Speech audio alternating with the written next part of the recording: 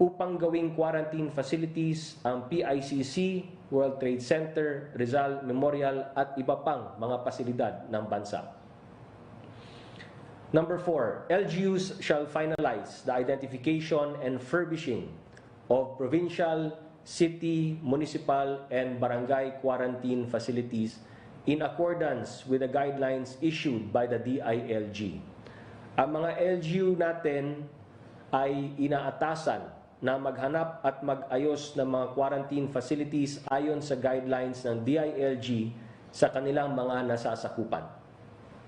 Number 5, the DOH Centers for Health Development and the regional offices of the Department of Interior and Local Government, the local government units, including uniformed services, shall form composite teams who will serve as personnel in quarantine facilities operated by the national government and LGUs.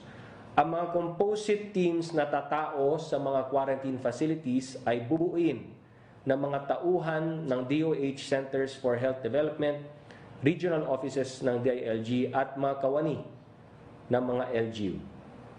Provided that all identified facilities shall be reported to the NTF COVID-19 Task Group on Resource Management and Logistics for consolidation. Provided further that the latter shall classify the identified facilities into those that can be utilized for quarantine of persons under monitoring, isolation of patients under investigation or PUIs, and those where positive COVID-19 cases with mild symptoms may be managed. Lahat po ng pasilidad na ito ay i-report ng NTF COVID-19 Task Group on Resource Management and Logistics para tukuyin kung ano po dito ang pwedeng gawing pang-quarantine ng PUI o pang-isolate ng PUM at pwedeng gamitin para po sa mga may mild symptoms ng COVID-19. Letter C. LGUs are likewise directed to fulfill the following functions in accordance with the guidelines issued by the DOH as applicable. Number 1, sustain the provision of basic necessities and local transport for their residents. Number 2, identify appropriate human resources who may aid the national government in conducting intensive contact tracing, assessment, and monitoring of PUMs and PUIs, as well as in the issuance of certificate of completion of 14-day quarantine through their local health units. And number 3, disinfect areas in their respective localities as frequently as necessary. Ibig po sabihin, ang LGU naman ay inaatasan na una, siguraduhin na matugunan ang mga pangangailangan ng kanilang mga nasasakupan tulad ng transportasyon at pangunahing pangangailangan. Pangalawa, i-identify ang mga tauhan nila na pwedeng makipagtulungan sa gobyerno upang matrace, assess at mamonitor ang mga PUMs at PUIs. At sa pag-issue ng Certificate of Completion of 14-day quarantine sa pamamagitan ng kanilang mga local health units. At pangatlo, i-disinfect ang kanilang lugar. Letter D, Paragraph I of IATF Resolution Number 14, Series of 2020, providing for exemptions on the implementation of the ECQ in the entirety of Luzon is hereby amended to wit: employees of the Philippine Postal Corporation at a capacity necessary to maintain the prompt delivery of services to its clients, provided that such exemption shall be without prejudice to the requirement of strict social distancing measures in their establishments. Ibig po sabihin, dun po sa mga exemption sa ECQ dito po sa Luzon, isinama na po natin ng IATF ang mga empleyado ng PhilPost para tuloy-tuloy po ang serbisyo nito. Letter E. The IATF recommends to the Office of the President the proposal of the Department of Agriculture to import a total of 300,000 metric tons of rice by the Philippine International Trading Corporation or PITC through government-to-government arrangements for contingency purposes. Nirerekomenda po ng IATF sa Office of the President ang proposal ng DA na mag-import ng 300,000 metric tons ng bigas para matiyak na hindi po tayo maubusan ng supply. Letter F. The national policy of unhampered movement of cargoes and workers from permitted establishments such as agriculture and food products and their supply chain is hereby affirmed. Inuulit po ng IATF na dapat hayaan ang tuloy-tuloy na daloy ng mga kargamento at pagpasok ng mga manggagawa sa sektor ng agriculture at food production. Letter G. The IATF Technical Working Group, to be led by the Department of Health, is directed to convene and finalize the parameters for deciding on the eventual total or partial lifting of the ECQ in Luzon, the possible extension of its duration or its expansion to other areas outside the contained area, subject to the approval, amendment, or modification by the IATF.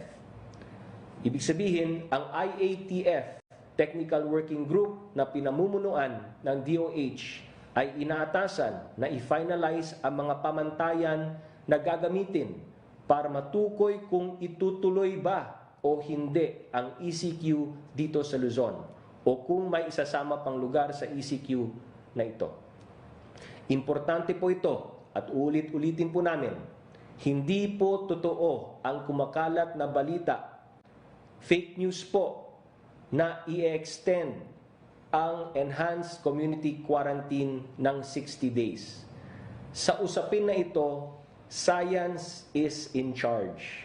Sana po malinaw ito sa ating lahat. Letter H. The IATF TWG is likewise directed to formulate and present a decision tool for the management of land-based or sea-based overseas Filipino workers who may be repatriated through the efforts of the national government. Ang IATF TWG ay inatasan din na ayusin ang pamantayan para sa pagpapauwi ng mga OFWs, land-based man o yung mga sea-based. Letter I. The IATF adopts the recommendation of the Department of Justice for the issuance of a joint memorandum circular governing the handling of confiscated goods covered by the Price Act and other relevant laws. Inaadapt po ng IATF ang rekomendasyon ng DOJ ukol sa paggamit ng mga nakumpiskang mga overpriced goods at iba pa. Letter J. And finally, the Anti-Red Tape Authority or ARTA shall form part of the expanded membership of the IATF. Isinasama na po ang ARTA bilang kasapi ng IATF para matulungan po tayo sa pagtanggal ng red tape sa ating mga procedures and processes. Last night, the President once again thanked all those who have worked tirelessly and sacrificed so much in order to treat our countrymen who have contracted COVID-19, to contain this outbreak, and to care for the millions of families affected by the enhanced community quarantine in Luzon and similar measures in other parts of the country. All of you, especially our health workers and those at the front lines, are this nation's living heroes. Maraming salamat po. As more of our countrymen are being brought to the hospitals, we recognize that it is vital that we take care of those responsible for taking care of us. Yesterday, the DOH announced that we have acquired 1 million sets of PPEs for our health workers. These will be distributed to health workers in both private and public hospitals in Luzon as well as hospitals in other parts of the country. We thank all of those in the private sector who have stepped up in the meantime to help address the shortage of PPEs. Maraming salamat po sa tulong ninyo. Nabanggit po ni Presidente kagabi na naihanda na po ng gobyerno ang tulong pinansyal na ipapaabot sa mga pamilyang nangangailangan, ang Emergency Subsidy Program na may budget na 200 billion pesos. This public health crisis has disrupted the lives and livelihoods of many of our countrymen. But government will exert all efforts to ensure that millions of Filipino families are taken care of. Di po kayo pababayaan ng gobyerno. In the coming days, the DSWD will provide to families in need the proper assistance and subsidies. Again, we would like to thank all those who, in their own initiative, have reached out and provided for our less fortunate kababayans unable to go to work due to the enhanced community quarantine. Mga kababayan, ulitin po namin, there are many ways we can help one another as we work to overcome this crisis together. But it all begins with staying home and taking all the necessary precautions to avoid spreading the virus. Bahay muna, buhay muna. Iwasan po nating mahawa at gawin po natin ang lahat para hindi mahawa ang iba. Together we can beat COVID-19. Together we heal as one. Maraming salamat po, and may God bless us all. Sa puntong ito, babasahin ko po yung mga questions na pinadala po ng mga kaibigan po natin mula sa media, at sisikapin ko pong sagutin ang mga katanungan po ninyo. Mula kay Arian Meres, ABS-CBN News Online, saan po galing ang 200 billion aid na sinasabi ni Presidente? Iba po ba ito sa 275 billion na sinasabi ng DILG na nakalaan sa mga LGU para sa mahihirap? And number 2, paano ang proseso po ng pag-avail ng financial aid? Yung 200 billion po na sinasabi ni Pangulo at yung 275 billion, yun po yung the same po yun. Lahat po yun ay mula sa Bayanihan Act to Heal as One. So dito po, ito po yung kumbaga rough estimate natin between 200 billion to 275 billion ang ating kinakailangan para matugunan ang pangangailangan ng ating mga kababayan, lalong-lalo na yung mga nahihirapan na dahil sa COVID-19 na situation po nito. Yung proseso po ng pag-avail ng financial aid, I think na-explain na po ito ng DSWD, pero para sa kaalaman ng lahat, ngayon po, meron namang hawak ang DSWD na database na mga pangalan ng pinakamahirap natin na mga pamilya. Mula sa mga listahanan na ginagawa ng DSWD at sa iba pang mga programa na inilalatag ng DSWD doon para sa kapakanan ng ating mga kababayan na mahihirap. So ngayon po, ito yung una nating gagamiting basis, itong database na to, itong listahan na to. At habang pinabahagi ng DSWD ang food assistance, ito nga ang mauna, no? Yung food assistance para sa mga pamilya na nasa database ng national government ay sinasabayan po yan ng pagkolekta ng DSWD ng listahan mula sa ating mga LGUs. At dun sa pangalawang pasada ay ibibigay na ng DSWD yung mga nakaligtaan dun sa unang listahan niya na nandun naman sa listahan ng ating mga LGUs. So food assistance po muna ang ipamamahagi ng ating national government, and then to follow na po yung financial assistance. Gamit yung listahan, combined na po ng national government list at ng LGUs para to avoid any duplication. From Vic Somintap, Net25, DZEC, Radyo Aguila.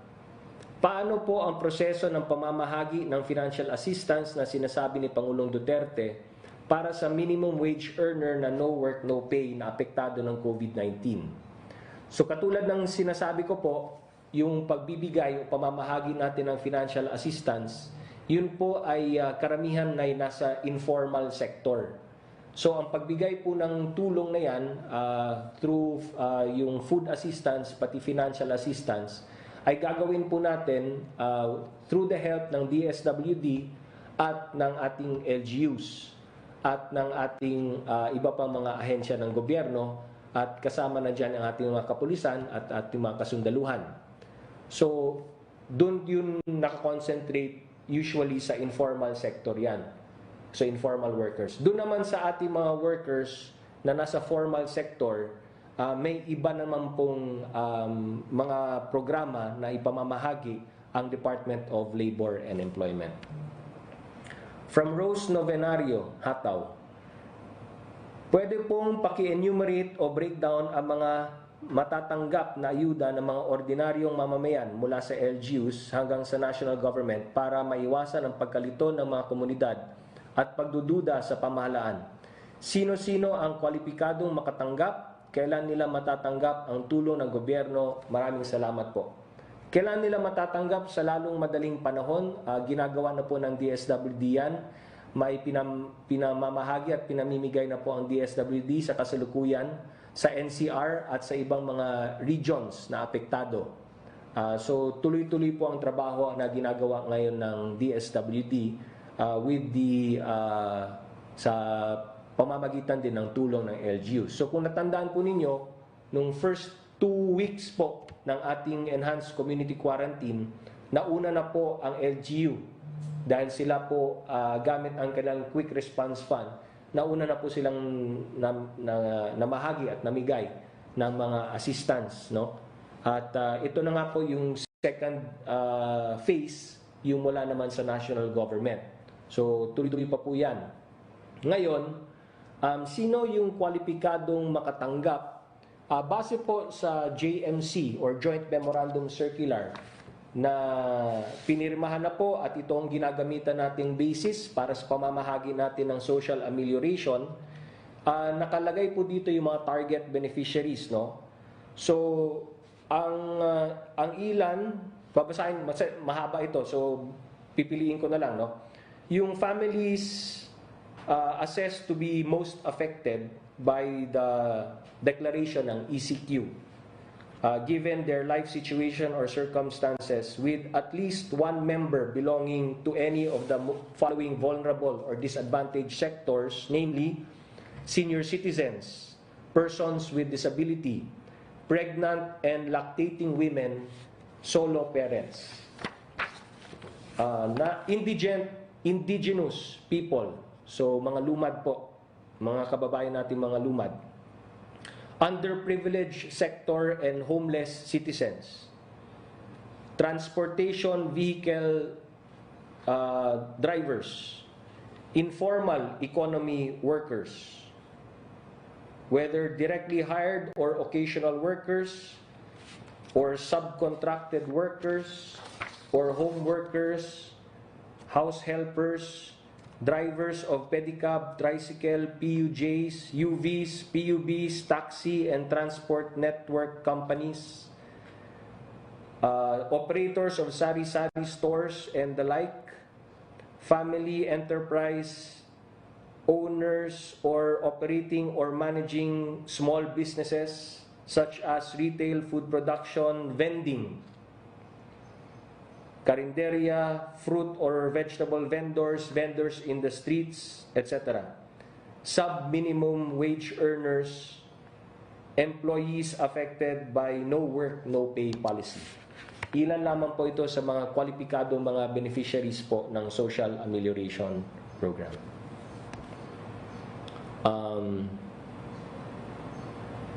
From Tina Mendez, Philstar.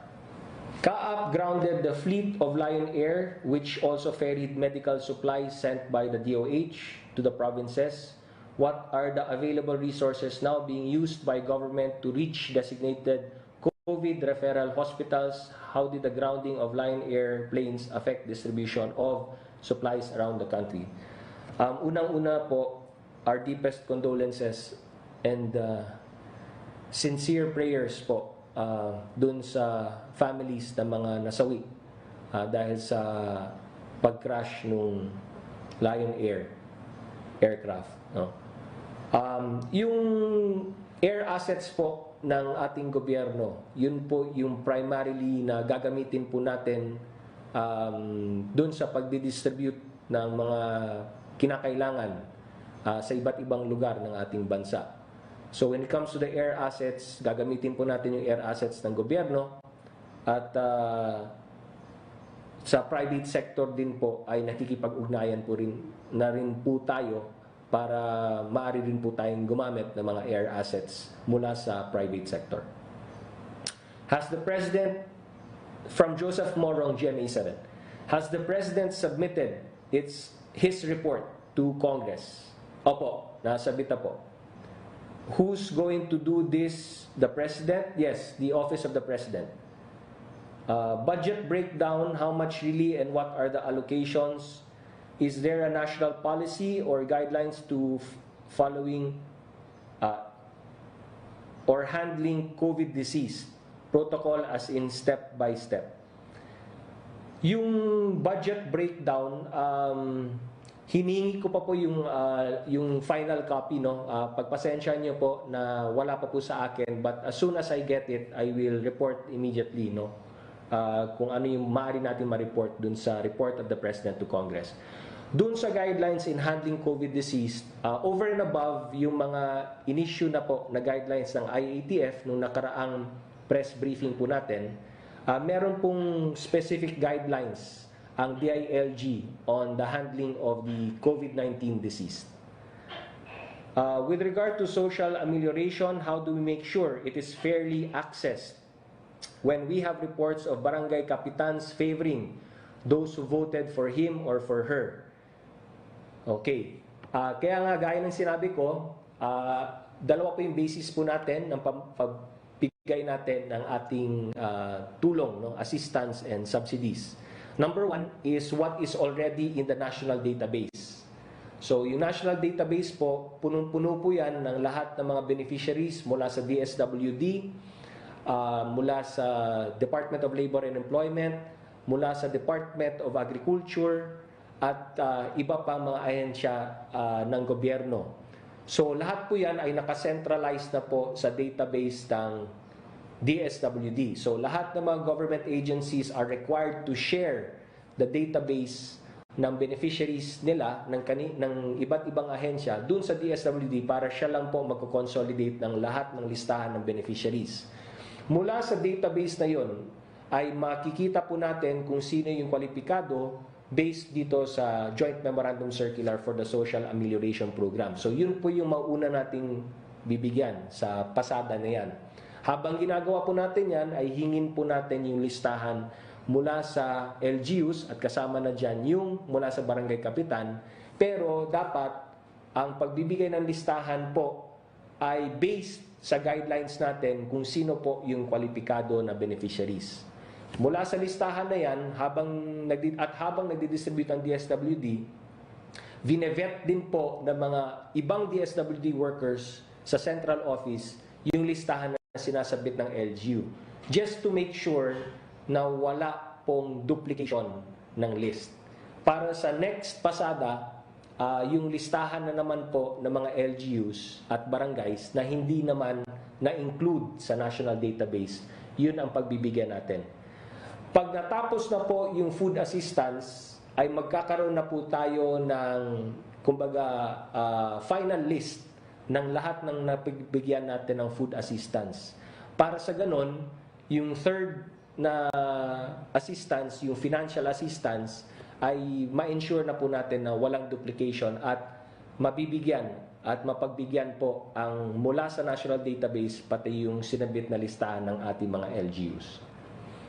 Now, how do we ensure na maayos ang paglist ng barangay kapitan? Well, narinig po natin yung warning ni Pangulong Duterte na huwag pong abusuhin ng ating mga LGUs at kasama ng barangay kapitan ang binigay na discretion po sa kanila. Can we say we're flattening the curve more than with more than 2 weeks into the quarantine? Gaya ng binasa ko po kanina, yung IATF ay nag-create po ng technical working group at yung technical working group na yan ay chaired ng Department of Health. Sila po ang magsaset ng parameters in order for us to determine kung naging maganda ba yung mga hakbang na ginagawa natin at kasama na rin po dyan yung flattening of the curve. Ngayon, masyado pang maaga. Pero anyway, the DOH will be setting the parameters and pag na-present na po ng DOH sa IATF ay ibabahagi ko rin po sa publiko. Bombo Radyo Raymond, pwede bang habulin ng gobyerno ang mga employer na ayaw sa WFH? Pasensya po, hindi ko kabisado ang WFH. Lalo kung pwede naman, lalo malayo ang mga empleyado sa workplace. Well, siguro ang general answer ko sa question is, syempre, habulin ng gobyerno ang kung sino man ang nag-aabuso. From Samuel Medenilla of Business Mirror, tatanong ko lang po sana kung ano yung possible measures na masama po sa sinabi ni President Duterte last night na recovery package for companies affected by COVID-related quarantine at kailangan po kaya expected ma-complete ng economic team ang guidelines for this. Maraming salamat po. Pag natapos na po ng economic team ay ibabalita ko po. Ayoko pong pangunahan ang economic team sa ginagawa nilang guidelines para po dito. But meron pong assurance ang Pangulo at ang buong administrasyon na tutulungan po natin ang mga maliliit na mga kumpanya, lalong-lalo na mga distressed MSMEs. From Tricia Terada, CNN, Philippines. We're now on the third week of ECQ. What would be the government's criteria in lifting the lockdown? Gaya ng sinabi ko po, meron na po tayong technical working group na binuo, chaired by DOH. Sila po magsiset ng parameters at pag na sila po ay nakapag-present na sa IATF at pag inadopt na po ng IATF yung parameters at guidelines na po na yan, ay amin pong ibabalita sa publiko. Regarding the social amelioration plan, paano po exactly ang distribution at paano po makakasiguro that it will not be abused at makakarating sa dapat puntahan? Well, gaya na sinabi ni Pangulo, any abuse by the local government units at whatever level ay agad isususpinde ni Pangulong Duterte ang mga abusive local government officials at ide-detain po natin kung kinakailangan. Yung distribution ay nasagot ko na rin po.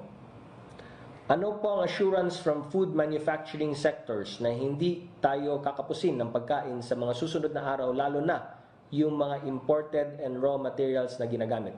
Gaya ng sinabi na namin sa mga nakaraang mga IATF briefings natin, the Department of Agriculture and other government agencies ay nakikipag-ugnayan na rin po sa iba't ibang bansa sa ASEAN to make sure na yung bigas natin, no, yung mga commitments po nila sa mga rice na i-import po natin ay tuloy-tuloy po at ang DA is already acquiring 300,000 metric tons of rice and may contingency pa tayo na another 300,000 metric tons of rice through the PITC tulad ng aking binasa na IATF.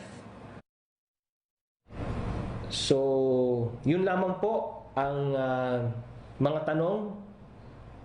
Maraming salamat po to DZRH, GMA News TV, PTV, RTVM, PCOO, at sa lahat na nag-hook up po sa broadcast nito. Muli, ang panawagan namin, bahay muna, buhay muna. At lahat po tayo ay magtulungan, no? Paulit-ulit po namin sabihin, ang kalaban po natin dito ay ang COVID-19. Papasalamat kami sa lahat ng tumutulong sa atin, sa gobyerno, lahat ng mga tumutulong sa kapwa niya, sa ating mga kababayan, sa inyong mga initiatives na ginagawa mula sa private sector, whether na-recognize man kayo publicly or you're doing your efforts privately, we thank you for everything that you're doing to help us in this situation and this crisis that we face. Pero ako po ay naniniwala na kung lahat po tayo ay magtutulungan, tayo po ay magtatagumpay. Maraming salamat muli sa ating mga frontliners, lalo-lalo na ang ating mga health workers. Meron po kaming gagawin at i-announce siguro later on, either today or tomorrow, na gusto po natin bigyan ng applause o parangal ang ating mga health workers, na gusto natin na everyday maalala natin sila, and everyday we will keep them in our prayers, and everyday we will recognize them. So siguro sa future, in the near future, we'll make the announcements at ang pakiusap po natin sa lahat na bigyan po natin ng pagmamahal ang ating mga health workers at ang ating mga frontliners. Muli, maraming salamat po. God bless everyone, and God bless and protect your families.